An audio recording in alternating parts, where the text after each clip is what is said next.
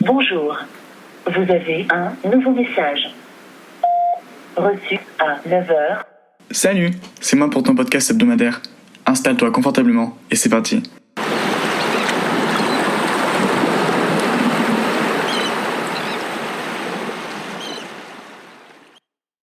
Bonjour à tous et à toutes. On se retrouve cette semaine pour un épisode assez spécial que j'ai adoré tourner, monter et j'en passe.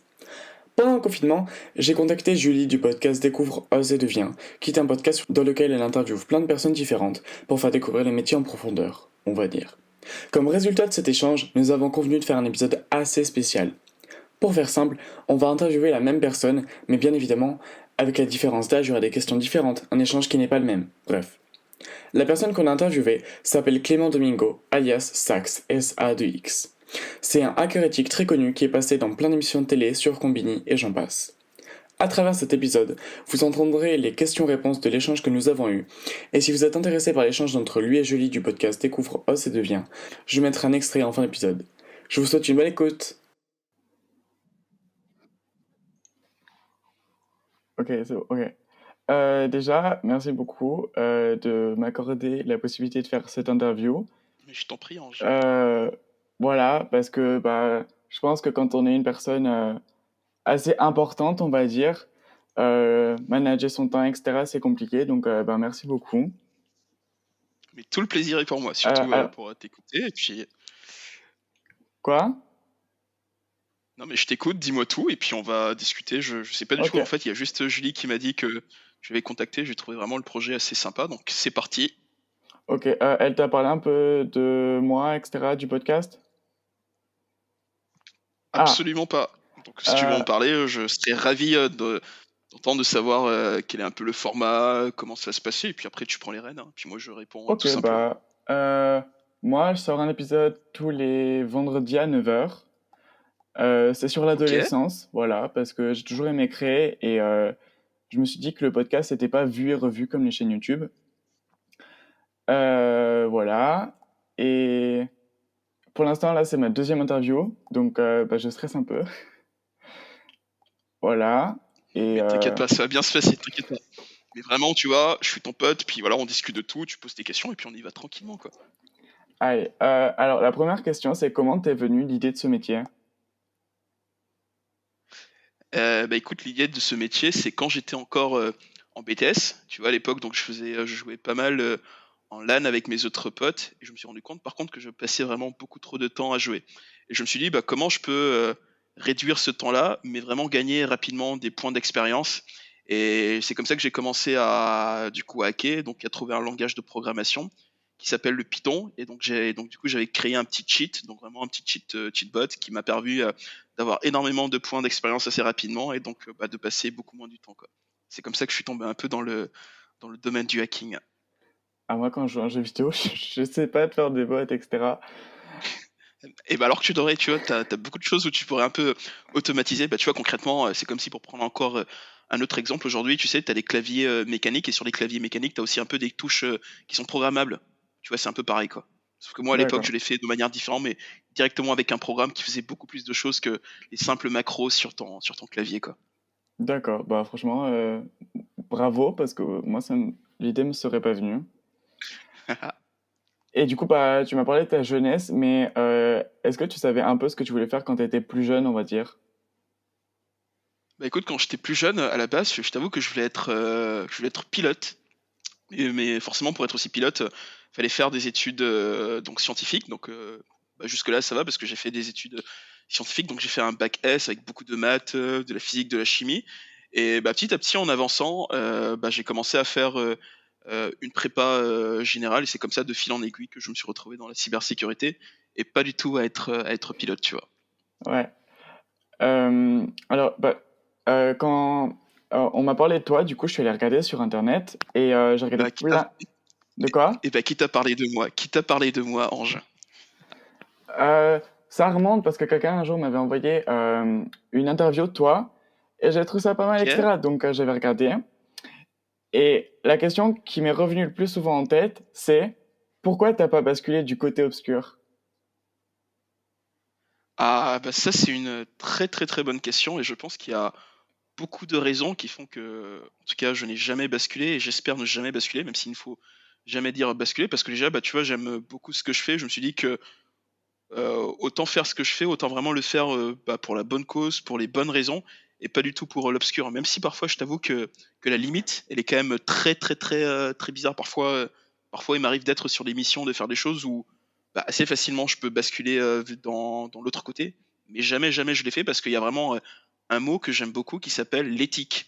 Et donc, quand on parle un tout petit peu d'éthique, ça va faire intervenir beaucoup, beaucoup de notions dans vraiment bah, cette chose-là qui fait que bah, quand tu vas trouver des choses un peu bizarres ou tu vas pas du tout le faire. Je vais te donner encore un autre exemple pour bien expliquer ça. Tiens, d'ailleurs, je pourrais aussi te la poser directement. C'est comme si aujourd'hui tu sortais dans ta ville. D'ailleurs, je sais pas, du coup, tu es dans quelle ville? J'habite à Gap. Ok, à Gap. Ok, c'est comme si en fait tu sortais dans ta ville, bah tu passes devant une maison et là tu vois que la porte de la maison elle est entrouverte. Est-ce que tu penses que tu vas aller ouvrir la porte et bah, t'installer dans le canapé, vraiment dans le salon de cette famille-là?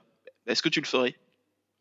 Je pense pas, je sais pas, il y a une partie de moi qui ferait oui et une partie de moi qui ferait non. Ah.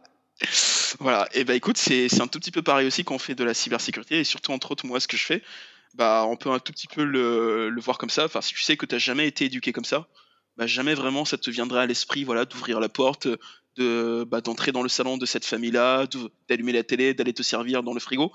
Au pire, ce que tu ferais, c'est que tu taperais à la porte ou tu sonnerais. Et puis voilà, tu dirais un peu soit au monsieur à la dame qui viendrait t'ouvrir, bah attention, votre porte était ouverte, si vous ne la fermez pas, peut-être que d'autres personnes ou des voleurs pourraient venir rentrer dans la maison. Bah écoute, c'est pareil quoi avec moi. D'accord. Et donc, ouais, t'as dit qu'il y avait des missions pendant lesquelles comment ça s'appelle, le bon et le mauvais côté étaient la limite était très proche entre les deux. Est-ce que tu as un exemple, par exemple? Ouais, j'ai beaucoup d'exemples. Par exemple, une fois, on était en train de faire ce qu'on appelle un test d'intrusion. Donc, c'est de tester un peu la sécurité du coup d'une banque. En plus, une banque qui était à la fois en France et dans toute l'Afrique du Nord. Et on avait trouvé une grosse vulnérabilité qui nous permettait bah, de faire des transferts comme on voulait, quoi. Et tu vois, concrètement, ce truc-là, quand on a vu ça, on était vraiment en mode, mais non, sérieusement, on peut faire ça. Et tu vois, concrètement, on aurait pu garder cette vulnérabilité-là le soir même, mais en fait, aller faire énormément de transferts et personne ne serait remonté jusqu'à nous, quoi. Et tu vois, on l'a pas du tout fait parce que vraiment, il y a cette notion d'éthique-là et un tout petit peu ce que je disais un tout petit peu avant. Et après, il y a aussi encore énormément d'autres petits exemples comme ça, mais vraiment, l'exemple de la banque, c'est un des exemples parmi tant d'autres, quoi. D'accord. Euh, et qu'est-ce qui te plaît le plus dans ton job? Ah, ça c'est une bonne question. Bah, déjà de pouvoir rencontrer des gens que je ne rencontrerais absolument pas si je faisais ça. Mais il y a aussi vraiment le fait de pouvoir se confronter techniquement à de nouveaux défis, à de nouveaux systèmes d'information. Ce qui est bien avec vraiment la cybersécurité, c'est que tu as énormément de choses, énormément de missions qui sont totalement différentes les unes des autres. Mais au-delà, ce que ça va me permettre, c'est que moi, ça va me peut permettre du coup d'apprendre de nouvelles choses, de me challenger et surtout de voir est-ce que je suis toujours bon et surtout bah, quand je suis pas bon, comment je fais derrière surtout pour être à niveau la prochaine fois quoi. Donc ce qui fait que tu vois, ça va vraiment faire intervenir aussi bien des gens, aussi bien des systèmes d'information et c'est vraiment bah, tout ce carrefour là qui fait que c'est quelque chose qui est assez dynamique quoi. D'accord. Bah, c'est cool, déjà. Et autre question, en quoi consistent tes journées? J'ai aucune journée qui est semblable à d'autres journées. Par exemple, tu vois, cette nuit, je me suis couché, il était 6h30 et je me suis levé à 10h30. Et du coup, tu vois, j'ai bossé pendant toute la nuit.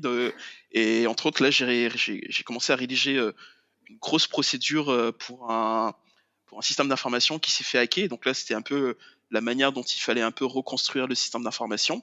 Et sinon, par exemple, donc là, bah, ce matin, depuis 10h30, j'ai eu trois appels. Et puis après, donc là, depuis 14h, je suis avec Julie et maintenant avec toi pour faire le podcast. Et là, à partir de 16h45, je vais enchaîner encore sur un autre appel beaucoup plus pro, mais cette fois-ci en direction de l'Afrique pour faire aussi des choses. Et vers 18h, 18h30, je vais quand même passer juste au marché en bas de chez moi pour aller acheter du poisson, cuisiner. Et cette nuit, je vais me remettre encore à hacker, tu vois. C'est rythmé hein, quand même comme journée.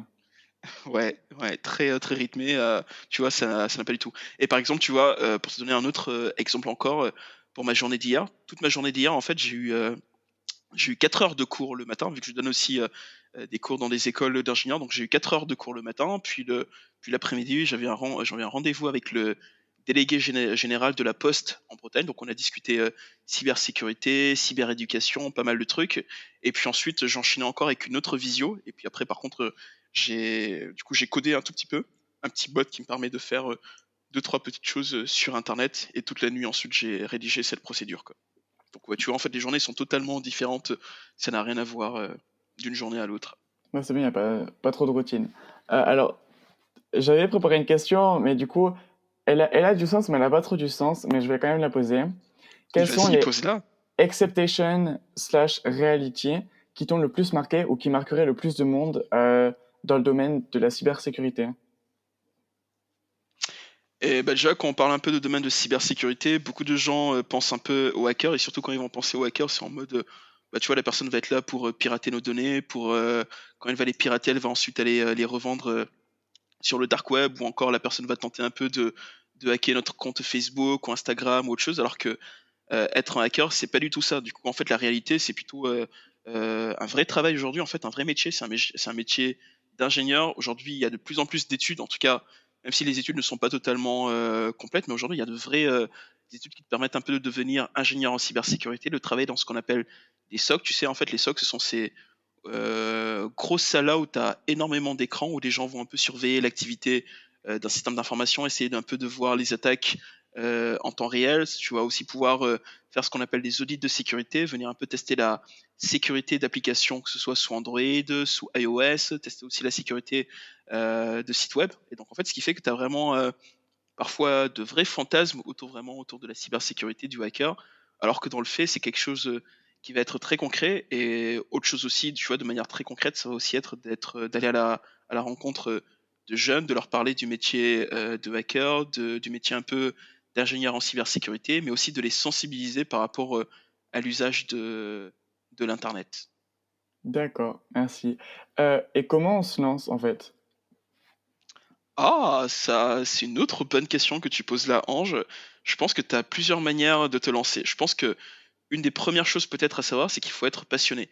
Si tu sais que tu aimes l'informatique, bah, tu peux commencer par exemple à coder un jeu ou à apprendre un langage de programmation. Une fois que tu as ça, tu vas automatiquement découvrir beaucoup de choses dans la cybersécurité. Ah tiens d'ailleurs, petite information, quand on parle de cybersécurité, aujourd'hui il y a pas loin de 20 métiers dans la cybersécurité. Donc tu as beaucoup de choses à faire dans la cybersécurité.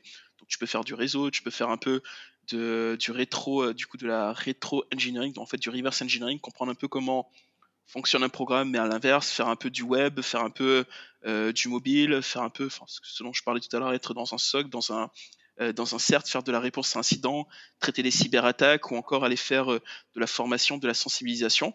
Et donc la manière la plus simple pour se lancer, c'est déjà de savoir ce que tu veux, commencer juste par apprendre un langage de programmation, ça peut être le Python ou le Bash, installer Linux, ça peut aussi être un très bon début, parce que quand tu installes un Linux, je sais pas si tu vois un peu ce que c'est Linux ou pas. Absolument Tu pas. sais, tu as ce qu'on appelle les systèmes, du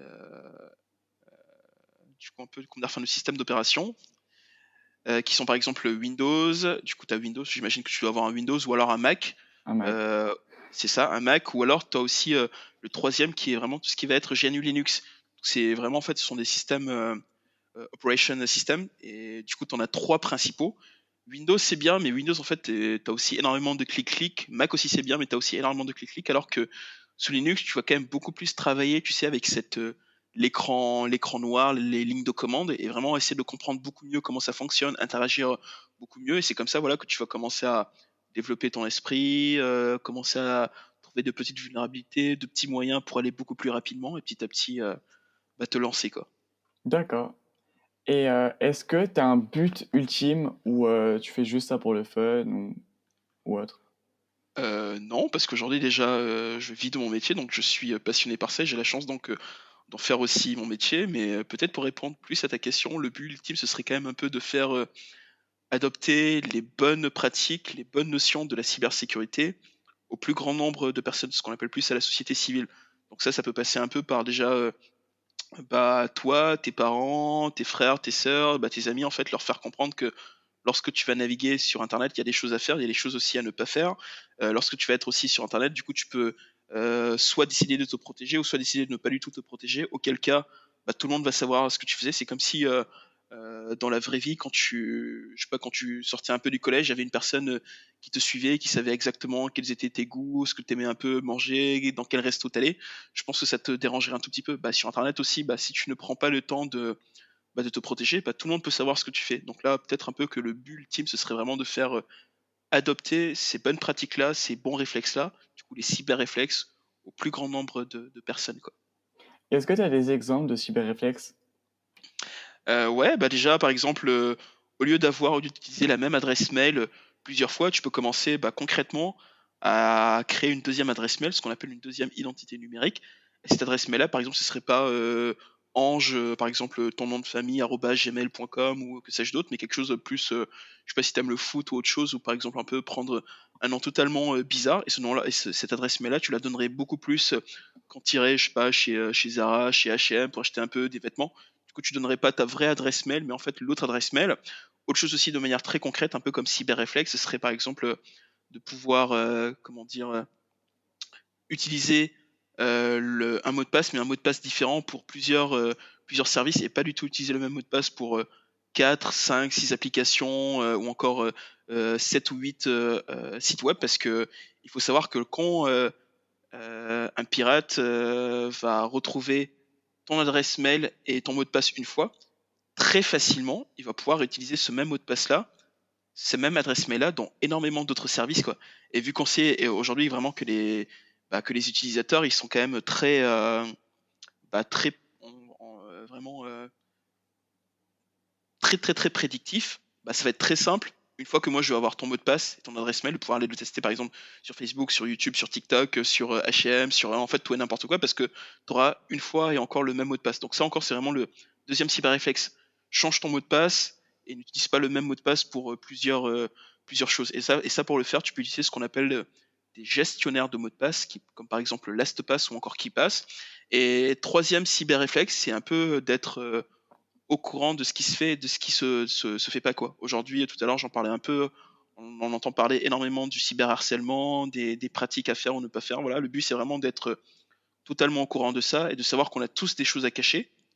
Et d'ailleurs, pour un peu la fameuse question du je n'ai rien à cacher, est-ce qu'aujourd'hui, toi, Ange, tu serais prêt à me montrer ton téléphone et à me montrer surtout les 5 derniers SMS ou autre chose que t'as envoyé?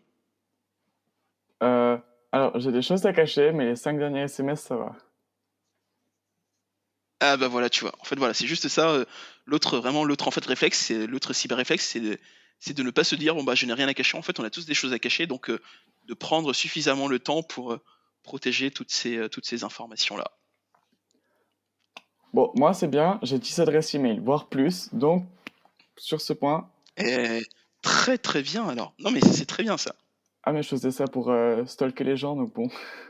Bon, ça par contre, tu vois, je ne je ne cautionne pas trop. D'accord, tu faisais plus ça pour stalker les gens. Bon, enfin déjà, faut toujours voir un peu le positif, c'est que tu n'utilises pas la même adresse mail. Déjà, tu as plusieurs adresses mail. Maintenant, le but, c'est de les utiliser, de bien les utiliser et pas de mal les utiliser. Voilà. C'est quoi la mission la plus folle que t'aies faite? Waouh, j'en ai fait beaucoup. Par exemple, j'ai fait des missions pour des institutions en Europe très prestigieuses, un peu comme l'OTAN, un peu comme la Commission européenne. J'ai aussi fait d'autres missions ici pour de grosses banques ou pour des entreprises assez critiques, où là, le but, c'était vraiment entre guillemets, de pirater le système avant que vraiment de vrais pirates le fassent. Et donc là, absolument tous les moyens étaient possibles et imaginables pour le faire. D'accord. Euh, En réalité, parce que dans une autre interview t'en parlais, mais en réalité, c'est quoi le dark web?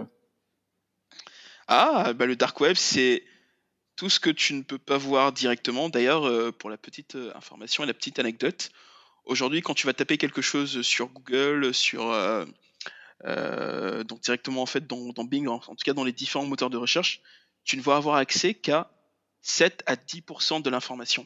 Et déjà en fait avec 7 à 10%, tu trouves que c'est énorme, alors que vraiment en fait la grosse partie de l'information va se trouver sur le dark web, sur le deep web, qui sont aussi d'autres terminologies. Et en fait le dark web, le deep web, c'est vraiment l'autre internet, un peu la partie qui est totalement émergée, immergée autant pour moi du coup de l'iceberg qu'on ne voit pas du tout, où tu as le plus d'informations, le plus de choses critiques, parfois aussi des choses qui sont pas du tout bien, et c'est là en fait que tout se passe quoi. Et donc en fait vraiment le dark web, c'est vraiment ces réseaux-là qui ne sont pas du tout accessibles directement avec un navigateur classique. Et donc là, pour avoir accès à ce type d'informations-là, ce type un peu de réseau-là, il faut passer par des logiciels spécifiques comme Tor, par exemple, que tu as forcément dû entendre parler ou pas du tout. Hier, je disais 1984 de George Orwell, je sais pas si tu l'as lu. Alors, je Et, connais très euh, bien. et du coup, m'est venue cette question. Tu penses que dans le futur, ça deviendra quoi Internet et l'électronique, etc. Oh, c'est une très bonne question que tu me poses ici, Ange. Bah déjà, je pense que le futur, ça va plus être un peu tout ce qui va être assez lié par rapport au transhumanisme. Un petit parallèle avec Black Mirror. Je pense qu'on sera pas très loin de la vérité. Je sais pas si tu connais Black Mirror ou pas. Ouais, mais dire ça, c'est un peu flippant quand même.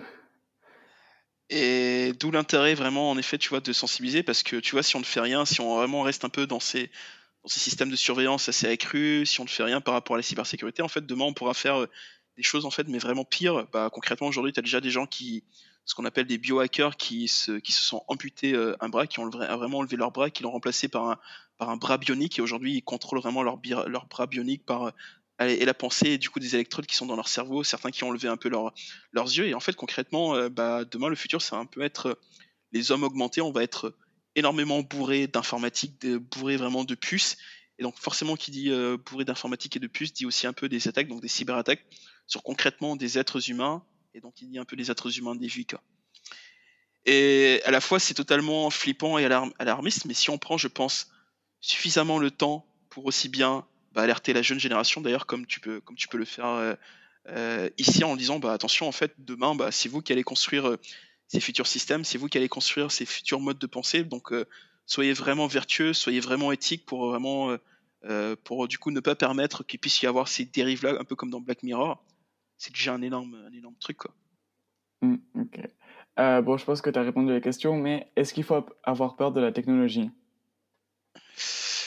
Oh, là, ce serait un peu une réponse beaucoup plus mitigée parce que la technologie, aujourd'hui, elle fait vraiment des miracles pour beaucoup de personnes qui sont aussi bien dans le domaine du coup, de la médecine, enfin surtout dans le domaine de la médecine, mais aussi juste pour rapprocher les gens par rapport à beaucoup de choses, mais aussi si on ne prend pas vraiment le temps d'expliquer, d'être un peu vertueux par rapport à la technologie, on peut totalement se perdre à l'intérieur.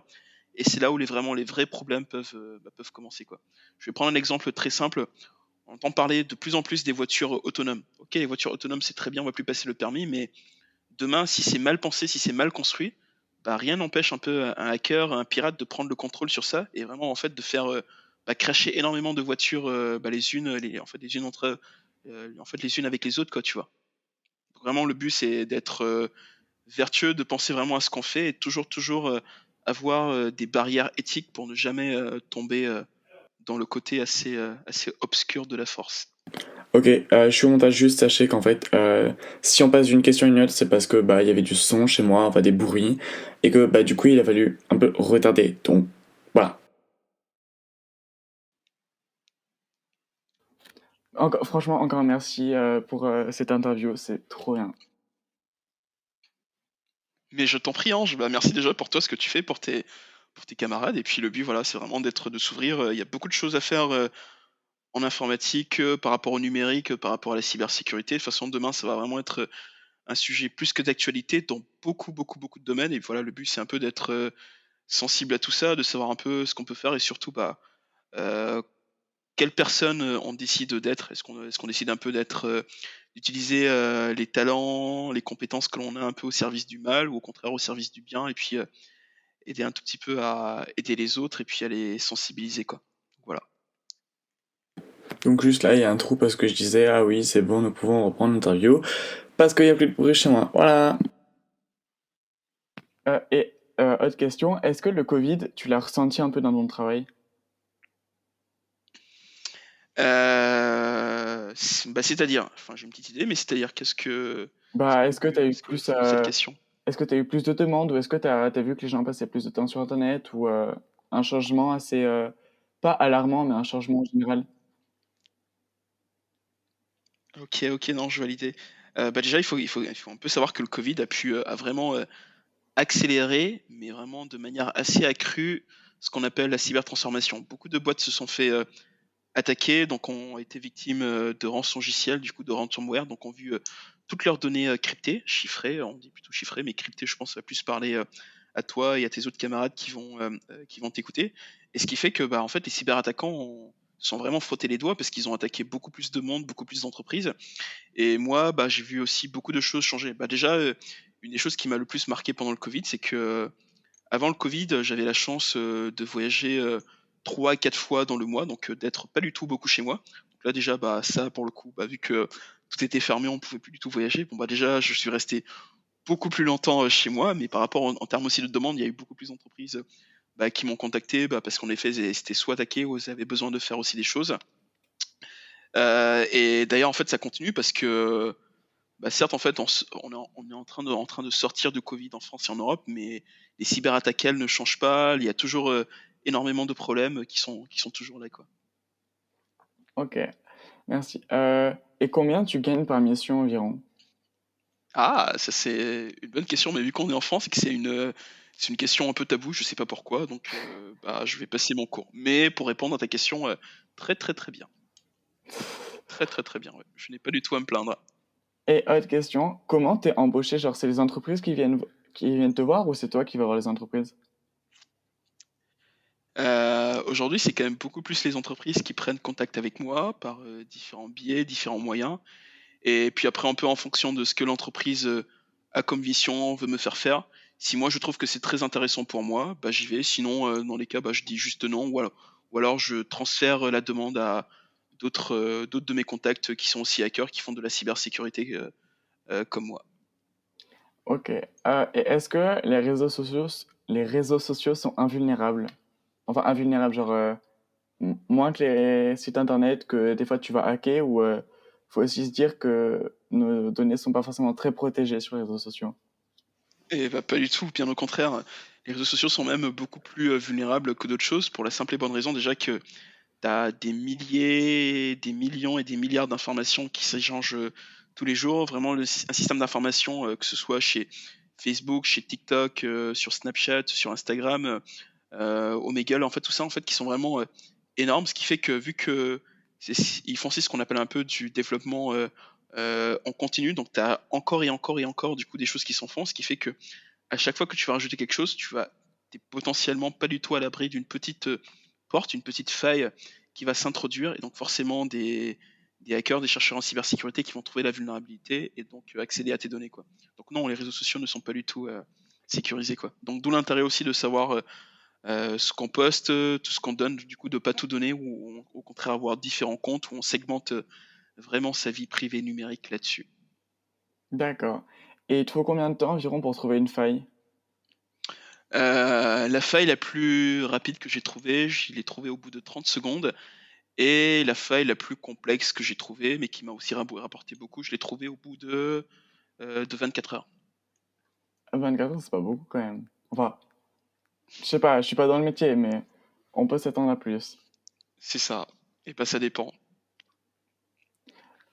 Et combien de temps il t'a fallu pour apprendre un peu le hacking, etc. Je pense qu'on n'a jamais fini d'apprendre, un peu comme dans différents domaines, mais il y a eu, en tout cas une vraie période où j'ai vraiment passé 3 ans de ma vie, mais vraiment, vraiment à faire, que ça, à descendre des cours, à apprendre, à coder, à me casser les dents, à ne pas comprendre. Après le boulot aussi, vu que j'étais en alternance aussi, à ne faire que ça. Et au bout de 3 ans, tu commences vraiment à avoir, une bonne connaissance assez solide de pas mal de choses. Mais sinon, pour donner encore, un autre angle, au bout de 3 mois, si tu es vraiment très régulier, on va dire à raison de 1 heure à 2 heures concrètement sur un sujet, que ce soit la programmation et autres, concrètement, au bout de 3 mois, tu commences à voir vraiment les efforts. Faut le voir un tout petit peu comme un entraînement pour un athlète ou pour un marathonien, quoi. Si tu es vraiment très régulier, à défaut de 10 minutes, 30 minutes tous les jours, les résultats, ils sont vraiment là, quoi. Puis après, quand tu as besoin de te perfectionner, commencer à devenir expert très bon, voilà, ça demande un peu plus de temps, quoi. Mm. Et grâce à qui ou à quoi t'as appris? Enfin, avec... Grâce à des personnes, anges, qui ont vraiment été de superbes personnes, bah, déjà qui m'ont appris qu'on pouvait faire du hacking et rester du bon côté de la force, donc en fait qui n'étaient pas du tout des personnes malveillantes. Et je pense que si j'avais été au contact de personnes qui n'étaient pas du tout éthiques, qui n'étaient pas du tout tout ça, bah aujourd'hui peut-être que je piraterais des sites, que je volerais des données, que je les revendrais sur le dark web, mais ces personnes-là ont vraiment été très importantes vraiment dans mon apprentissage.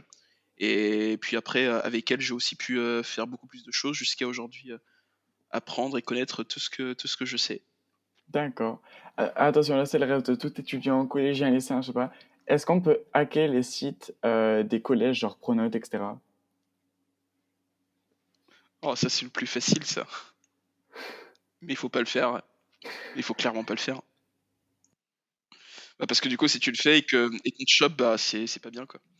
Et en fait, vraiment, ce qu'il faut comprendre dans le hacking, c'est que, un peu comme dans plusieurs choses, hein, soit tu le fais de manière positive, soit tu le fais de manière négative.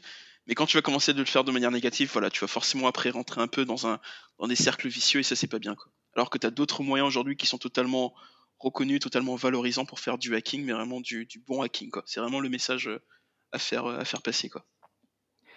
Alors, en septembre, ouais, je crois, il y a la saison 5 de La Casa de Papel qui sort.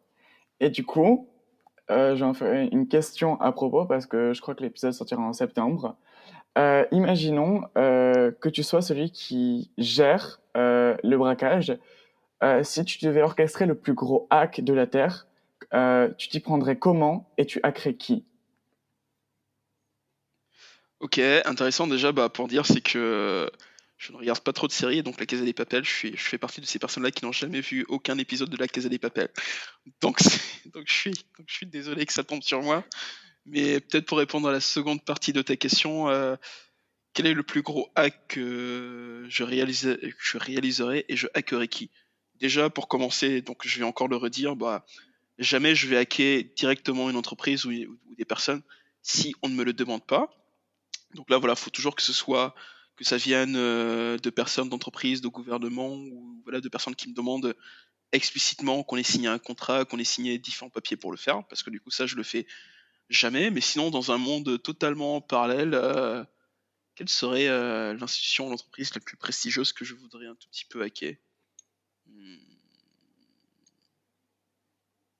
bah, je sais pas, vu que je le fais déjà dans mon quotidien, du coup, je hack pas mal d'entreprises et de boîtes, mais parce qu'elles me l'ont demandé et que du coup, il y en a de très prestigieuses, donc non, aucune.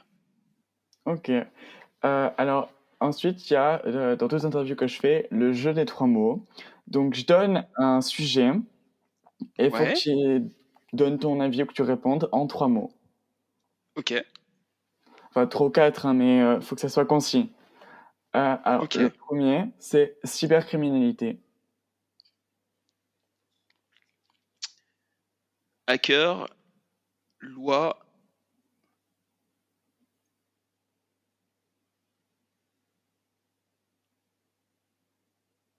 cyberattaque, Les réseaux sociaux. vie privée numérique, encadrement des plateformes, droit à la déconnexion, Les applications de rencontres. tracking GPS,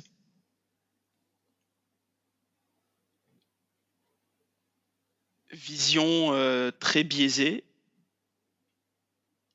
et déconnexion. La 5G. Euh, aubaine, encadrement, réseau fois 1000 pour moi, quoi. Les sites de streaming. Euh, bah, pas de streaming, pratique, 5G. Anonymous. activiste avec un H, tout le monde, toi, moi, mais surtout pas moi, et Loïc. Loïc qui est un logiciel que les Anonymous ont développé qui permet de faire des attaques DDoS. Donc, voilà. Ton job. La passion, la rencontre et un vrai impact dans la vie des gens. Et enfin, la crypto-monnaie. Enfin, les crypto-monnaies. Bitcoin, blockchain, inflation, déflation, instable. Ok, alors là, faut que je retrouve, mais c'était, attends, faut que je t'explique. J'avais 10 ans, je crois, et j'ai Ouais. fait ce quiz sur le site internet quiz.biz pour savoir si tu es génial. Je crois que ça s'appelait comme ça. Et donc, la dernière fois que j'ai eu un invité, je l'ai fait, et donc on va le retrouver et on va le faire. Si t'es d'accord. Ok, bah écoute, ouais, totalement, écoute, ça va, bah peut-être que je découvrirai que je suis pas génial, y a pas de souci, ok, trop, c'est parti.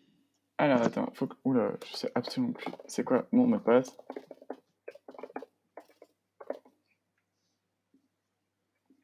Ah, j'en ai un autre des jeux de trois mots, les cookies. Cookies, je dirais les, petit fichier informatique, tracking, espionnage. Alors, c'est long, j'avais oublié mon mot de passe. Voilà, mes tests. Bon, il y en a trois, donc on va faire... Non, il y en a deux. Ok, Soit c'est quel animal est fait pour vous, ou êtes-vous génial? je te laisse choisir, c'est toi vraiment qui dirige ton podcast, donc Ah, c'est mais toi le comme... maître ange. Choisis. Non, franchement, comme tu veux, là, c'est toi l'invité, comme tu veux. Et bah alors, du coup, bah pour l'animal, je trouve ça un peu plus intéressant. Allez, c'est parti. Alors, euh, voilà, c'est là. Alors, aimez-vous l'eau? Première question, non. 2, l'eau est mon élément. 3, quand il fait chaud. 4, je déteste l'eau. 3 quand il fait chaud. Aimez-vous courir? 1, je fais du running tous les matins après le petit déjeuner. 2, je préfère regarder une bonne série devant la télé. 3, je déteste ça. 4, je suis bien trop lent. Ah, je déteste ça. Êtes-vous lent dans vos faits et gestes? 1, oui. 2, je suis lent mais rapide quand il s'agit du danger. 3, je suis rapide comme une panthère. 4, ça dépend. 3 rapide comme une panthère. Ok. Êtes-vous réservé? 1, oui, je suis très timide. Donc, 2, non, je pourrais raconter ma vie à n'importe qui. 3, des fois oui et des fois non. 4, ça dépend des gens. La 3 des fois oui, des fois non. Aimez-vous les grands espaces? 1, oui. 2, oui, mais j'habite dans une maison minuscule.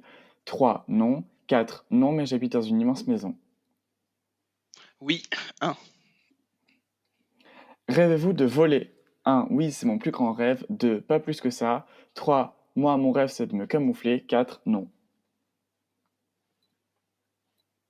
Ah, c'est très intéressant celle-là parce qu'elle fait un peu écho à mon métier.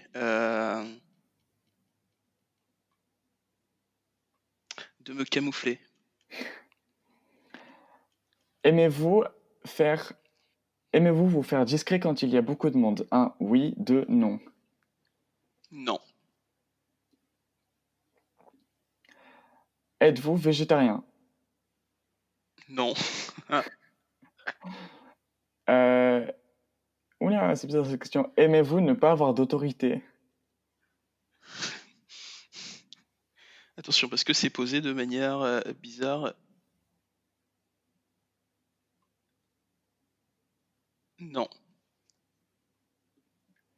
Et la dernière, aimez-vous être chouchouté? Oui. Voir les résultats, attention, on va savoir quel animal Ah, est fait pour toi. attention. Vous Quel devez animal? prendre un chien, comme 21% des joueurs. Vous serez ébahi par leur intelligence, bien que certains soient stupides. Choisissez bien la race et vous serez servi. Vous ne ferez qu'un avec votre chien. C'est trop drôle parce que du coup j'ai toujours eu des chiens dans mon enfance et autres, et donc ouais, bah écoute, non, ça me correspond assez bien le chien. Ok, et alors là on va dire que l'interview s'arrête ici parce que bah il y a eu des problèmes de logiciel, d'ordinateur, voilà. Mais après franchement, vous inquiétez pas, j'ai rien coupé d'exceptionnel qui va changer votre vie. Vraiment, vous inquiétez pas du tout. J'espère sincèrement que cette interview vous aura plu. Si c'est le cas, n'hésitez pas à vous abonner au podcast parce que bah il y aura plein d'autres interviews à venir. À liker si vous êtes sur YouTube ou sur Instagram. Et peut-être à laisser un commentaire positif, je sais pas, vous faites comme vous voulez. Moi je vous dis à la semaine prochaine pour un nouvel épisode. Et encore merci à Clément pour cette incroyable interview. Ok, maintenant vous allez voir un extrait de l'épisode de Julie pour son podcast Découvre, ose et deviens.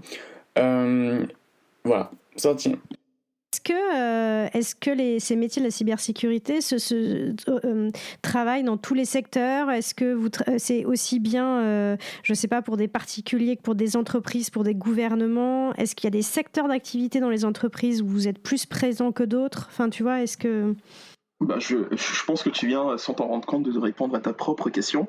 Aujourd'hui, je pense que la cybersécurité, on ne peut absolument pas s'en passer. C'est vraiment quelque chose de très, très, très transversal du moment où tu vas avoir une connexion Internet, un site web, commencer à récupérer de l'information, avoir soit un site qui soit passant, où tu vas générer un peu en fait, concrètement du coup de la thune, ça va forcément attirer l'attention, et donc qui dit attirer l'attention, voilà, des personnes malveillantes qui voudront soit s'immiscer dans ton réseau, récupérer les informations, ou juste en fait à te faire chier, quoi, parce que du coup bah, tu fais de la thune, et que ça en fait ils veulent pas le faire, quoi. Et donc ouais, ce qui fait qu'il y a vraiment présent à toutes les sphères. Forcément il y a les sphères où ça va être beaucoup plus présent que d'autres, enfin, vraiment toutes les sphères assez critiques, typiquement ici en France dans ce qu'on va appeler les OIV, donc les opérateurs d'importance vitale. Il faut savoir qu'en France il y en a à peu près un peu plus de 200 sur ces listes de 200 là. Heureusement, il y a à peu près 180 ou un peu moins qui est totalement privé, parce que on n'a pas du tout besoin de savoir que ce sont des OIV, parce qu'elles seraient un peu plus la cible et un peu plus promptes à être attaquées. Mais hélas, il y en a du coup certaines qui ont déjà subi des cyberattaques, et on sait voilà que ce sont vraiment des opérateurs d'importance vitale. Et en fait, on va surtout parler d'opérateurs d'importance vitale lorsque bah, les intérêts de ces entreprises-là vont directement être reliés à ceux de l'État français, donc soit financièrement ou soit stratégiquement. Et donc si ces entreprises-là venaient à être impactées, hackées, ça rebondirait un tout petit peu sur du coup, sur les intérêts de l'État français, quoi. Ok. Est-ce que toi, on peut essayer pour que les gens se rendent compte très concrètement de ce que ça signifie comme métier? Est-ce que tu pourrais, on prend une des missions que tu as dû gérer et essayer de la décortiquer étape par étape pour que les gens comprennent à quel moment tu es intervenu, quel a été ton rôle et jusqu'où tu es allé, en fait? On peut en prendre deux, une européenne, où je tairai un peu le nom de cette institution européenne, et une autre en France, en plus sur deux types de missions totalement différentes. Voilà, juste pour donner un panel de tout ce qu'on peut faire. On va commencer par... tu veux qu'on commence par laquelle? La France, parce que je suis un petit peu chauvine. Ok, on va commencer du coup pour la France. Et donc là, c'était pour une entreprise du secteur financier, où là, c'était vraiment une mission longue qui s'étalait sur 4 semaines, qui était vraiment du coup entrecoupée. Et le but, c'est qu'il y avait à chaque fois un périmètre bien spécifique à attaquer. Et ce qu'il faut un peu savoir sur ça, c'est que sur cette mission-là, donc il y avait déjà en fait, c'est une entreprise qui est quand même très très très mature, avec quand même pas mal de personnes déjà qui sont à l'intérieur, qui avaient fait déjà pas mal de tests. Et le but, voilà, c'était un peu de venir tester, est-ce que réellement ils étaient aussi robustes que ça. Et donc sur les 3 premiers lots, ça se passe plutôt bien, on trouve pas de grosses choses. Et sur le 4e lot, vraiment en fait un truc totalement de base. Donc là on était vraiment dans les locaux du coup du client au siège. Et là à un moment donné, je teste un truc qui est totalement totalement con, je dirais, mais non pas du tout. Peut-être un peu un petit jeu d'enfant, c'est que vu que j'avais mon ordinateur personnel, mais qu'on avait aussi un ordinateur qui nous était donné directement par l'entreprise pour faire aussi d'autres tests, je me suis dit qu'est-ce que ça fait si j'intervertis un tout petit peu les cartes d'identité, en tout cas les numéros. Donc j'ai pris pour faire simple un peu, ce qu'on appelle la MAC. Donc la MAC, c'est pour t'expliquer, c'est un peu le numéro d'identifiant unique de ton ordinateur. En fait, aujourd'hui, du coup, toi, t'es connu sur un nom, prénom, en fait, mais ça, pour le coup, on s'en fout parce que t'as énormément ce qu'on appelle dans le monde aussi des homonymes. Par contre, t'as un numéro qui, lui, est unique. Donc voilà, donc c'est un peu pareil aussi sur les ordinateurs. Donc j'ai pris le numéro qui était sur l'ordinateur que nous avait donné donc l'entreprise, et donc j'ai fait un transfert sur mon PC, sachant quand même que sur mon PC, il y avait du coup déjà tous mes outils d'attaque, et surtout je passais en deçà des radars de contrôle, donc et finalement je suis parvenu à me connecter avec mon ordinateur personnel sur le système quand même assez critique, alors que ça du coup c'est vraiment le truc qu'ils avaient apparemment vu, mais du coup je suis passé totalement, et voilà, et donc là en 30 minutes c'était vraiment game over, parce que une fois que j'avais mon PC là-dessus, donc c'est à dire que j'avais plus d'antivirus, donc je pouvais télécharger tout ce que je voulais directement à l'intérieur, puis lancer tout. Ouais, et donc là, forcément, ça fait directement sonnette rouge, cellule de crise. Ah oui, en effet, c'est assez énorme, et du coup, ça a été corrigé dans les 24 heures. Et en fait, là, cette mission-là, elle était assez intéressante parce que avant qu'on arrive, il y avait quand même eu énormément de travail qui avait été fait, vraiment ce qu'on appelle aussi des contre-audits, vraiment pour s'assurer quand même que le niveau de sécurité, il était minimum à 90%. Et voilà, on s'est quand même rendu compte qu'il y avait toujours et encore des choses à faire, quoi. Et la plupart du temps, en fait, c'est les choses les plus saugrenues, les plus folles. Enfin, après aussi, tout vraiment dépend de ton imagination. C'est là où tu vas trouver vraiment les trucs les plus folles, quoi. Voilà, ça soulève plein de trucs parce qu'en fait, alors déjà, j'avais vu plusieurs vidéos où t'expliquais qu'en fait, une partie de votre métier, c'est de justement apprendre à penser différemment pour voir les choses différemment, pour voir les choses autrement, et c'est comme ça qu'on détourne un système. Et ce que je trouve intéressant, c'est que du coup, les boîtes, j'imagine qu'elles ont encore plus besoin d'avoir des gens externes, parce qu'une fois que toi, tu as conçu le système, c'est hyper dur d'avoir un regard critique. Mais quand tu bosses, toi, quand tu arrives et que tu pètes le système, qu'ils ont bossé pendant des années en une demi-heure, ils te détestent. La DSI, elle te déteste, non? Enfin, Ouais. Et je t'avoue que parfois, quand certains voient que c'est moi qui vais venir soit tester le système, tu vois, ils sont pas très très très contents sur le coup, quoi. Mais ce que j'essaie vraiment de dire et d'inculquer à chaque fois, c'est qu'il faut vraiment le voir comme une espèce d'amélioration continue, et pas du tout un peu comme le couperet qui va tomber en mode du coup t'as pas bien fait ton boulot et autres. Non, faut vraiment le voir au contraire comme une aide, une autre vision, voilà, en fait un autre paradigme, en fait quelque chose encore, et surtout pour toi un peu l'occasion de t'améliorer, de voir autrement, quoi. Ouais. Et alors, ça soulève aussi un autre point, c'est qu'une fois que t'es rentré dans leur système, alors déjà, tu as accès du coup potentiellement à énormément de données à ce moment-là. Comment les boîtes, elles arrivent à te cloisonner toi-même? Parce qu'en fait, elles font venir quelqu'un d'extérieur à qui elle leur dit open bar, tu peux péter le système et tu peux rentrer dedans. À quel moment et comment elles font elles-mêmes par feu, ou comment elles te font confiance, inversement, enfin tu vois, c'est... Et toi, autre question, personnellement, à quel moment tu dis oula, je vais pas plus loin, je pourrais mais je ne vais pas plus loin? Très très très bonne question. La première, pour répondre de la manière la plus simple, d'ailleurs on va venir vraiment intervenir cette fameuse éthique-là que j'essaie de défendre contre vents et marées. Déjà, quand on est sur ce type de mission-là, c'est qu'on a déjà montré et patte blanche, on a aussi signé ce qu'on appelle des NDA pour que l'entreprise se protège, mais que moi aussi ou Mega, en fait, on soit aussi totalement protégé. Mais surtout aussi, quand tu es sur ce type de mission-là, limite, tu ferais beaucoup mieux concrètement d'aller vendre en fait tes services au plus offrant, ou en fait de le faire vraiment de manière totalement illégale, récupérer beaucoup plus de thunes. Et ce qui fait que vraiment en fait quand tu es sur ça, il y a vraiment à la fois déjà ce climat de confiance là qui est là, et tu sais que même en effet si tu as accès à des informations qui sont très très très sensibles, t'en feras que dalle, quoi. Surtout pour être intervenu sur des systèmes quand même concrètement des systèmes qui étaient qui sont classifiés. J'ai eu accès à des informations auquel j'aurais pas dû avoir accès, en tout cas pas avec mon niveau d'habilitation que j'avais à l'époque, et pourtant j'en ai absolument rien fait, quoi. Et l'autre chose aussi que tu posais comme question, c'est quand savoir où moi aussi un tout petit peu m'arrêter pour ne pas non plus peut-être faire beaucoup plus que je ne devrais faire. Il y a toujours ce qu'on appelle un peu le fameux PUC, en fait la fameuse preuve d'intrusion, vraiment de compromission, quoi. Je sais qu'en effet que quand je vais commencer juste à montrer un petit bout, en fait c'est comme si tu devais prendre une phrase. Si tu commences à donner juste par exemple la première lettre ou le premier mot, tu sais qu'en effet derrière tu vas tout avoir, quoi. Donc en fait voilà, juste ça en effet ça suffit de montrer, ah oui en effet une fois que tu as ça, tu es sûr et certain d'avoir tout, quoi. Ouais, d'accord, ok. Oui, t'as déjà donné la preuve et du coup, t'as pas besoin d'aller beaucoup plus loin, quoi. Voilà, exactement, quoi. Et il y a aussi toujours ça aussi, surtout aussi que il y a aussi une méthodologie que je mets en place, surtout quand je commence à travailler sur ce type de système-là. Je dis que qu'on va trouver surtout des choses qui sont vraiment très très très sensibles. Automatiquement, on va venir alerter du coup qui de droit en disant bon attention, là on a trouvé quelque chose. Après, ça va aussi être plus en fait à ces personnes-là qui sont plus les décideurs en mode est-ce que tu veux qu'on aille quand même beaucoup plus loin ou juste ça te suffit pour te montrer en effet que là on pourrait faire plus, quoi. Et dans la plupart du temps, dans 90% des cas, en fait, la plupart du temps en fait, ils nous demandent du coup de nous arrêter juste là. Et j'ai seulement eu 3 fois le cas, on nous a quand même demandé d'aller au bout du bout du bout et vraiment en fait de compromettre tout le système, quoi. Mais voilà, mais dans la plupart du temps, voilà, il y a toujours vraiment ce moment-là où on s'arrête, où on ne va pas beaucoup plus loin, quoi.